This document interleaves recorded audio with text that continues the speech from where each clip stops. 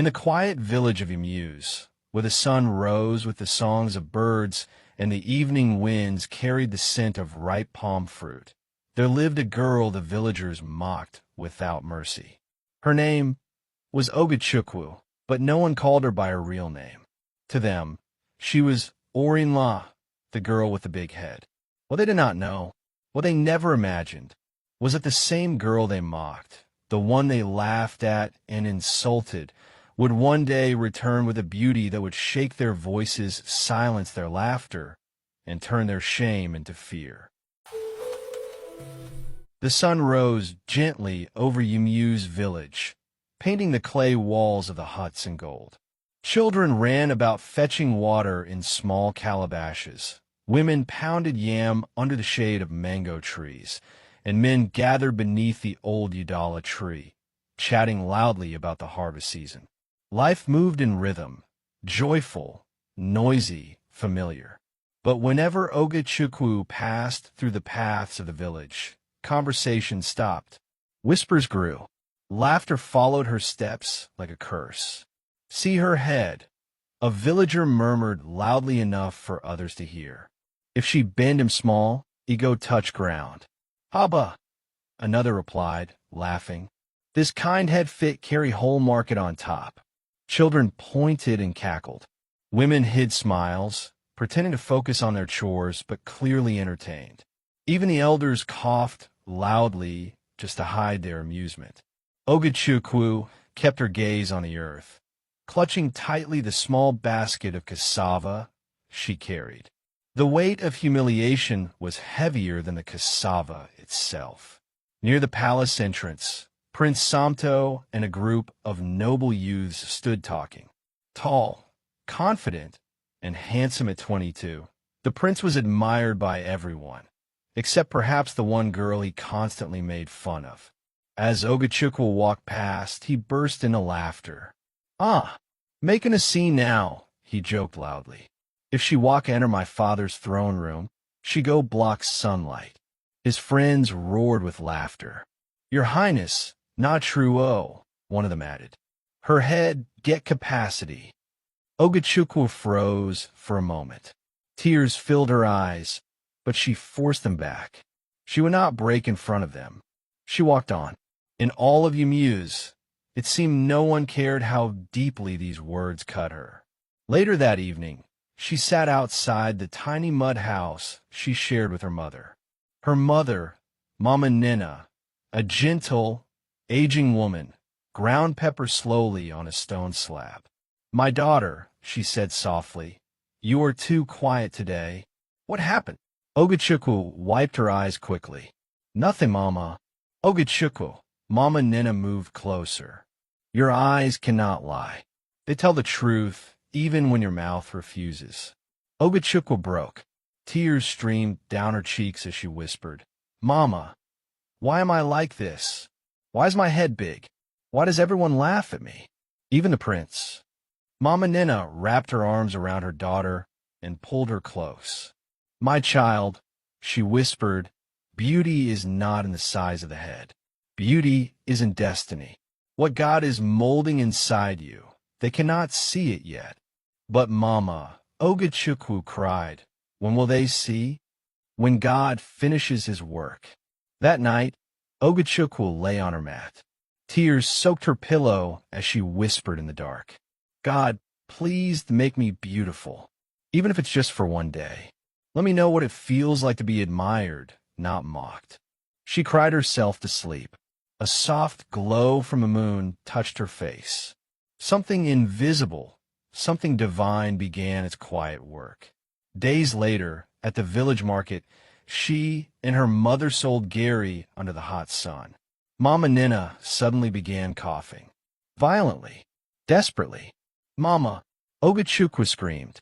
"Mama, breathe!" People watched but did nothing. Some merely stared. Others whispered that misfortune always followed Ogachukwu's family. Ogachukwu abandoned everything and carried her mother home. By evening, Mama Nina lay weakly on her mat, struggling for breath. "Ogo, come close," she whispered. "Mama, please don't leave me." Ogachukwu begged, tears dripping onto the mat. My daughter, your suffering is almost over. You will shine. You will shock this village. Mama, promise me, she whispered faintly. When the time comes, forgive them. I promise, Ogachukwu cried. I love you, my child. With one final breath, Mama Nina went still. Mama, Ogachukwu wailed. Her cries flew through the night, piercing the hearts of no one. For days, she sat alone. No villager visited. No one brought her food. The very same people who laughed at her now ignored her pain. Some even mocked further. Even her mama Don died because of that big head, one villager whispered cruelly. But Ogachukwu said nothing. While grief consumed her, a strange transformation began. Her skin grew smoother. Her jawline sharpened. Her eyes seemed brighter. Her once scraggly hair thickened beautifully. But no one noticed. No one looked at her long enough to see the changes. One stormy night, as she walked home from washing clothes at the stream, rain poured mercilessly. Lightning illuminated the dark path. She bent to shield her face and caught sight of her reflection in a puddle. She gasped. Her hair flowed in long, dark waves down her shoulders. Her skin glowed through the rain. Her features looked like they had been sculpted by divine hands. Is this me? She whispered. She touched her face, trembling, tears mixing with the rain. Mama, is this what you meant? Rain washed over her as she lifted her face to the sky, feeling rebirth in every drop. A few weeks later, the festival of the New Yam arrived. Drums beat rhythmically. Dancers adorned in beads filled the village square. The prince stood proudly in the center, surrounded by nobles. Then a soft hush fell across the crowd. A woman stepped into the square. Her hair glistened like silk. Her skin shone like polished bronze. Her beauty commanded silence. Every step she took seemed to alter the air around her. Who be that? Someone whispered. I never see him before. Another villager squinted. Wait, na Ogachukwu. Prince Samto turned and froze. No, impossible, he breathed. But it was. The girl he mocked now looked like a queen. As she walked closer, villagers felt shame burning in their chests. Samto stepped forward, tried to speak.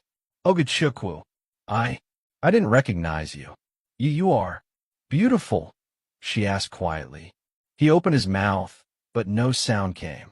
Or worthy, or now good enough for your eyes. The prince swallowed hard.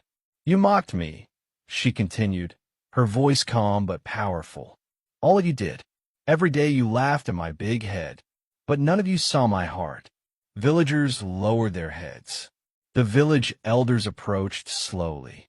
Ogachukwu, forgive us, one said with trembling humility. My mother told me, she replied, that when the time comes, I must forgive. She breathed deeply. I forgive you, all of you, but I will not forget how you treated me. Let my story be a lesson. Never despise what God is still molding. The next day, Prince Samto came to her again, surrounded by guards and nobles. He spoke with a humility no one had seen in him before. Ogachukwu, he said, your grace, your strength, your beauty, I am humbled. Please, allow me the honor of courting you. The entire village held its breath. Ogachukwu looked at him gently.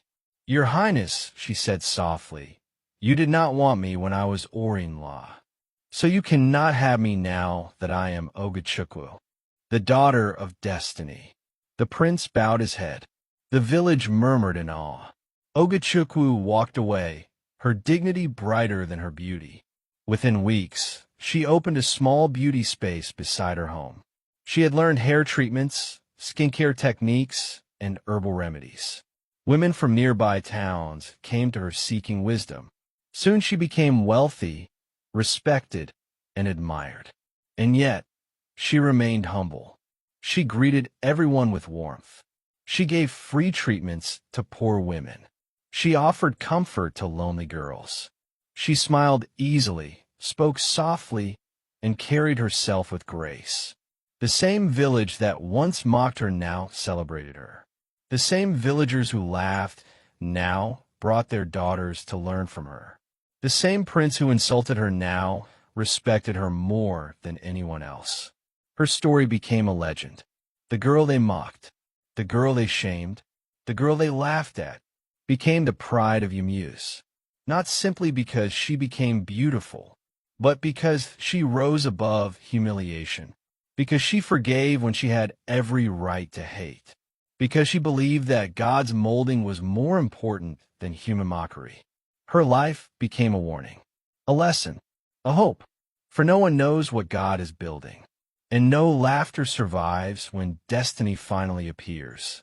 Thank you so much. Don't forget to like, subscribe, and turn on the notification bell so you never miss any of our powerful African stories. See you in the next video. Hi, my name is Viola, and thank you so much for watching. Your support means the world to me. If you enjoyed this story, don't forget to like, comment, and subscribe for more powerful tales like this one. Until next time, stay inspired and take care.